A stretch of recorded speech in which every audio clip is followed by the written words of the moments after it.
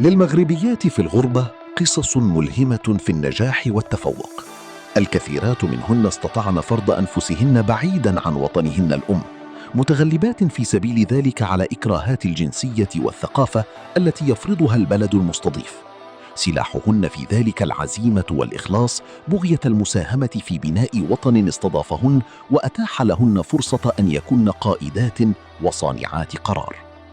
في هذه الحلقة نستضيف إحداهن، الأستاذة آمال كنبيب، القادمة من القنيطرة التي نالت فيها شهادة البكالوريا، إلى باريس حيث أخذت دبلومها في القانون بجامعتها، قبل أن تجتاز بنجاح مباراة المحاماة وتصير متخصصة في القانون الجنائي في محاكمها، وهو تخصص صعب ودقيق في بلد يعتبر رائداً في حفظ الحقوق وصيانة الحريات.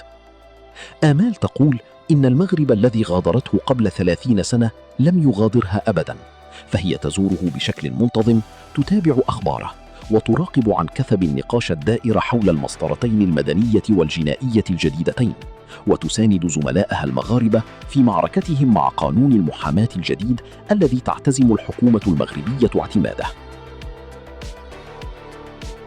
Bonjour, Amel Kenbib. Je suis avocat au barreau de Paris. Je suis née il y a 49 ans à Knétra, au Maroc. Maroc où j'ai passé l'ensemble de ma scolarité. J'ai fait mon école primaire, le collège et le lycée. J'ai terminé à Rabat. Après ça, après l'obtention de mon baccalauréat B, je suis venue à Paris pour faire des études de droit. J'ai fait 5 ans d'études de droit et puis après j'ai passé le diplôme d'avocat et je suis donc avocat depuis 22 ans presque à Paris. Je travaille en droit pénal, c'est-à-dire que j'assiste des clients qui soient mis en cause ou victimes dans des dossiers où il y a un contentieux de liberté, c'est-à-dire des délits ou des crimes qui peuvent être des délits de droit commun comme un vol, un viol, un meurtre ou des délits qui s'inscrivent dans des matières de droit des affaires comme la corruption, le blanchiment et ce type d'infractions.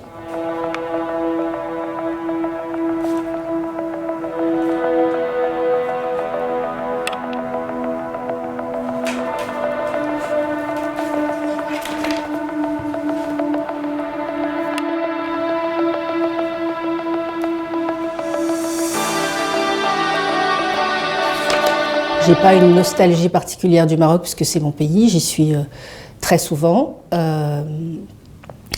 et j'espère pouvoir un jour avoir une contribution avec l'activité judiciaire du pays.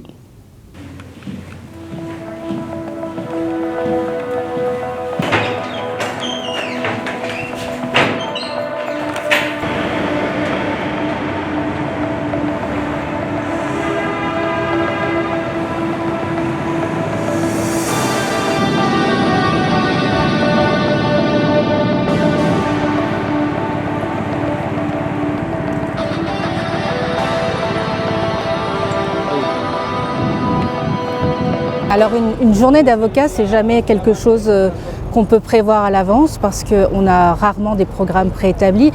Alors certes, des fois, on a des audiences qui sont fixées, mais entre-temps, vous pouvez avoir un client qui est en garde à vue au commissariat, il faut aller le voir rapidement. Vous avez des gens qui sont jugés en comparution immédiate, donc il faut aller au tribunal. Sinon, vous partagez votre temps entre les rendez-vous clients, la préparation des dossiers, parce qu'il faut quand même préparer les dossiers, on n'arrive pas dans une salle d'audience juste pour faire encore une fois joli, il faut vraiment travailler. Et puis vous avez des audiences qui peuvent durer une demi-journée, une journée, une semaine, un mois. Donc on ne sait jamais réellement ce qu'il y aura la semaine suivante.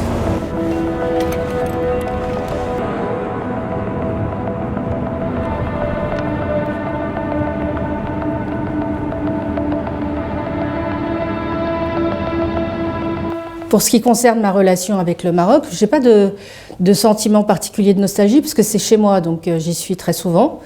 C'est mon pays, donc je n'ai pas l'impression de m'être éloignée, même si je n'y travaille pas.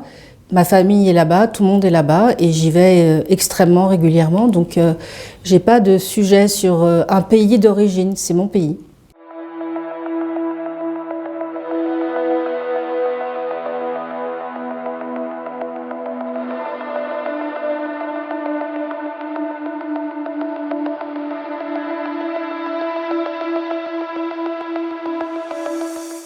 Alors évidemment, comme le Maroc est mon pays, je m'intéresse à ce qui s'y passe au niveau juridique, judiciaire, et j'ai vu avec attention la réforme du code de procédure pénale qui vient d'entrer en vigueur, enfin qui a été votée il y a pas longtemps.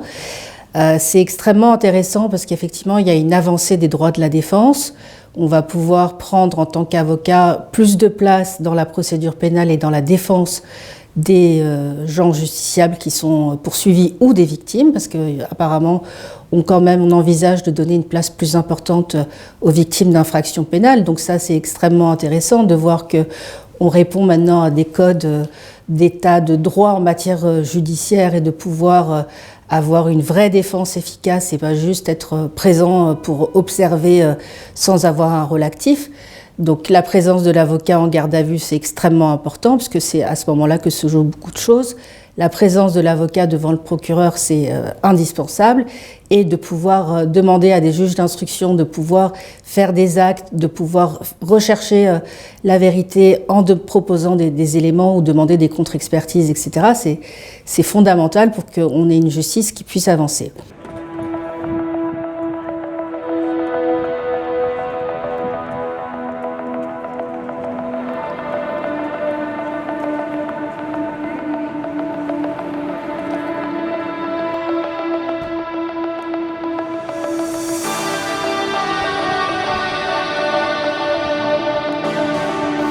Après, les textes sont importants, mais il va falloir donner aussi aux magistrats et à l'ensemble des services les moyens d'appliquer cette réforme parce que ça va demander de l'argent, ça va demander du temps, ça va demander de la formation, notamment aux services d'enquête, par exemple. Et puis ça va aussi nécessiter qu'il y ait un contrôle efficace et effectif des juges sur les enquêtes en cours. Et pour ça, il va falloir donner des moyens aux magistrats pour qu'ils puissent avoir l'opportunité de travailler pleinement. Et il va falloir aussi donner les moyens aux avocats de pouvoir défendre dans un temps certain leurs clients.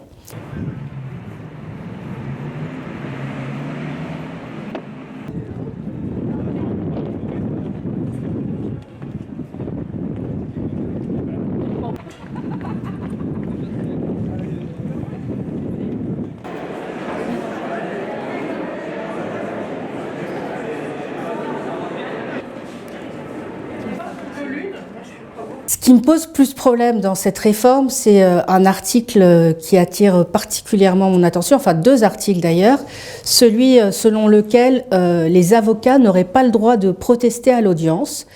Et alors, ça semble totalement incroyable de solliciter ça de la part des confrères, c'est-à-dire qu'on a l'impression qu'on veut que les avocats soient là pour faire joli. Et on ne peut pas dire qu'on n'est pas d'accord avec le travail qui a été fait ou ce qui a été fait avec l'enquête qui a été menée par le procureur, par exemple. Donc ça, pour moi, ça n'a absolument pas de sens parce qu'on n'est pas là pour dire à tout le monde que le travail est parfait, qu'il faut condamner le client. Si le dossier ne tient pas la route, s'il y a des éléments qui manquent, s'il n'y a pas de preuves efficaces, on ne peut pas condamner les gens. Et on est là pour protester, pour dire qu'on ne peut pas condamner les gens si le dossier ne démontre pas la culpabilité. Et je ne comprends pas très bien comment on peut demander à des avocats de ne pas protester pendant une audience pour défendre leurs clients.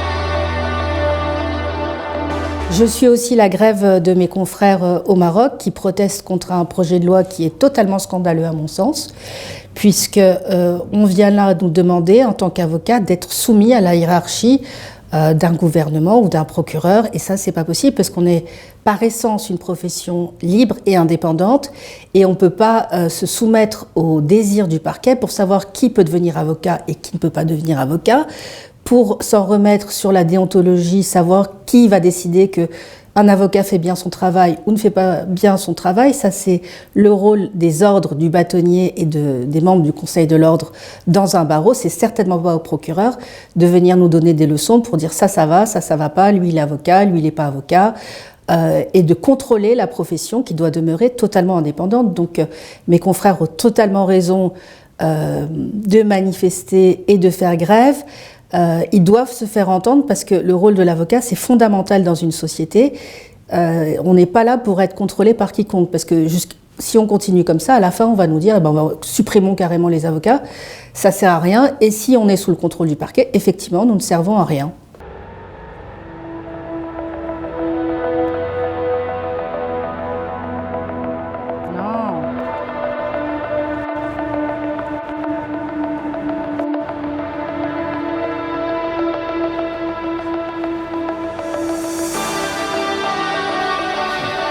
Et je pense que l'opinion publique doit soutenir ces avocats parce qu'ils manifestent et ils se rebellent contre ce projet de loi pour eux, pour le justiciable, pour défendre chacun de manière raisonnable et de manière effective. Donc la population doit soutenir les avocats, doit comprendre ce mouvement de grève. Et d'ailleurs, c'est très compliqué quand on est avocat de faire grève parce que ça veut dire qu'on renonce à assister les gens pendant un certain temps. Il faudrait aussi que les magistrats, les juges soient solidaires des avocats parce qu'ils savent très bien que sans les avocats, leur travail n'est pas complet. Donc il faudrait qu'on soit soutenu en tant qu'avocat pour faire avancer les choses et pour se battre contre ces dispositions qui veulent nous mettre sous la coupe du ministère de la Justice. Nous ne sommes pas des employés du ministère de la Justice. Nous ne sommes pas des employés du ministère de la Justice. Nous sommes là, indépendants, et pour défendre les gens, nous n'avons pas à répondre à des ordres gouvernementaux.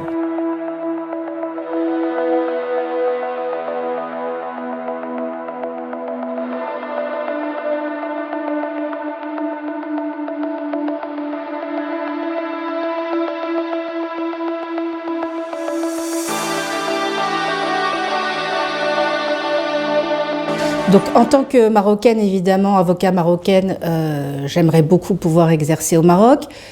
Alors, je ne sais pas si l'exercice peut être de manière constante toute l'année ou si c'est plutôt, ça semble plutôt être sur des affaires ponctuelles, sachant que si la loi passe selon laquelle un avocat ne doit pas protester à l'audience, je ne suis pas sûre de pouvoir m'adapter beaucoup aux audiences parce qu'encore une fois, je considère qu'un avocat, c'est quelqu'un qui doit protester quand les choses ne fonctionnent pas. Mais c'est extrêmement intéressant, effectivement, de pouvoir participer à l'œuvre de justice, même si ça semble un peu prétentieux, en travaillant au Maroc pour aider les compatriotes à faire face à cette machine judiciaire qui est extrêmement violente. Donc oui, ça a un intérêt tout à fait présent.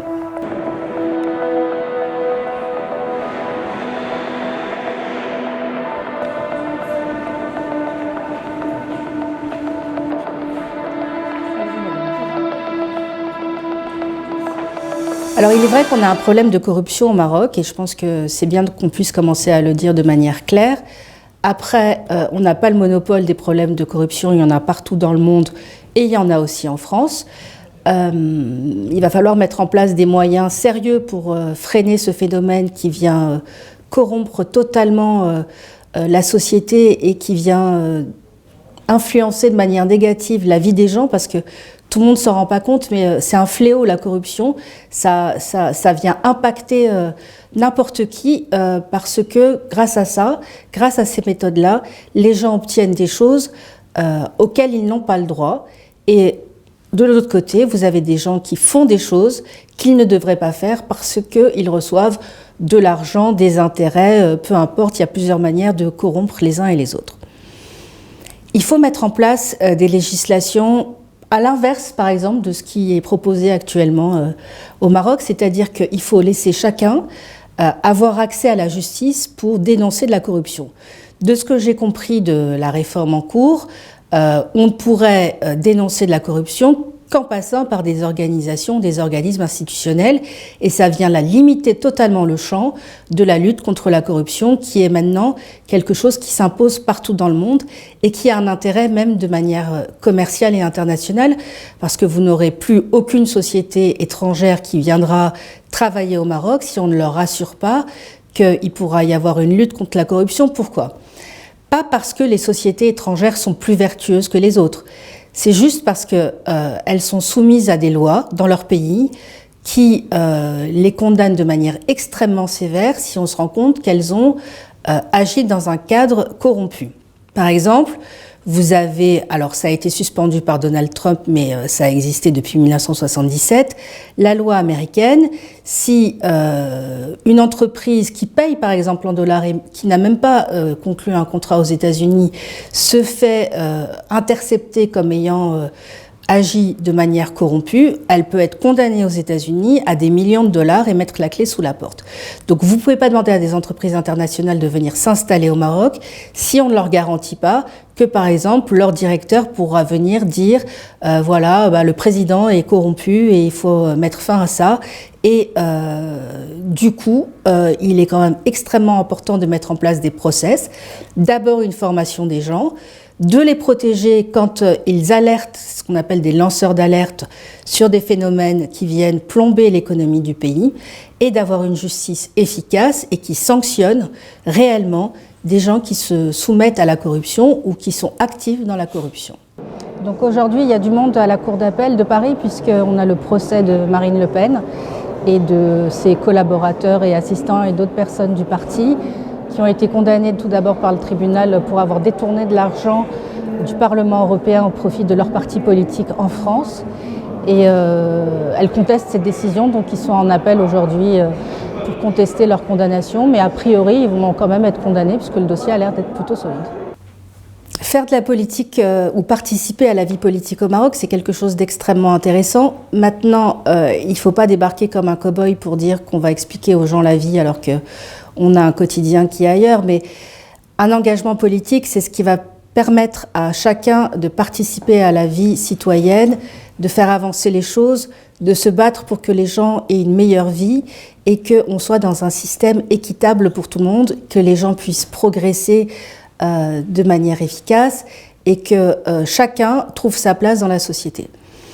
Un engagement politique, pour moi, c'est pas forcément d'adhérer à un parti, parce que c'est compliqué d'être encarté, c'est bien de pouvoir garder une voix libre et un esprit libre et non soumis à des codes d'un parti politique, mais agir en politique, c'est aussi agir dans un quotidien par exemple qui peut être associatif, dans un quotidien qui peut être judiciaire, dans un quotidien qui peut être un soutien de personnes qui ont des combats pour l'égalité des droits.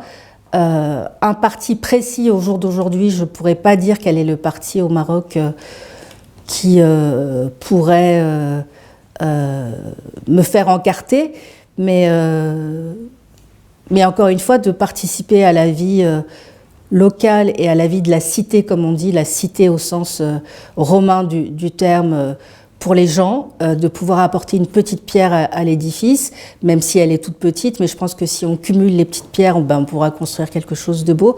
Effectivement, ça serait quelque chose de passionnant.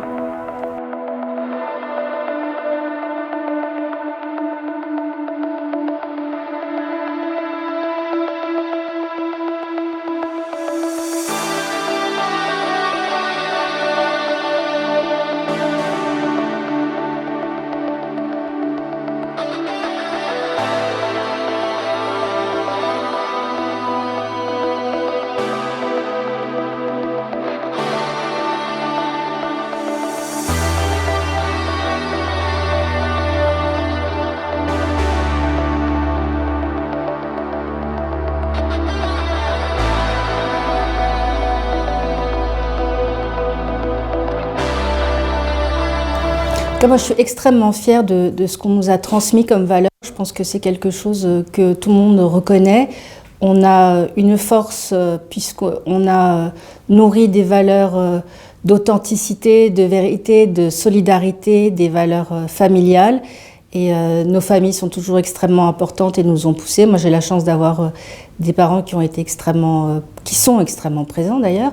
J'ai aussi la chance d'avoir eu un grand-père qui, depuis son village, au départ, considérait que le travail des femmes, c'était quelque chose de très important, qui avait une grande admiration pour les avocates. Et là, on est dans les années 50 ou 60.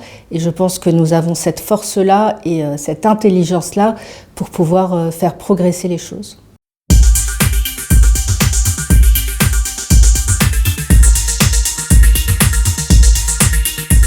وانتوما كتعرفوا شي عبقريه مغربيه في المهجر تواصلوا معنا وحنا نجيو عندكم.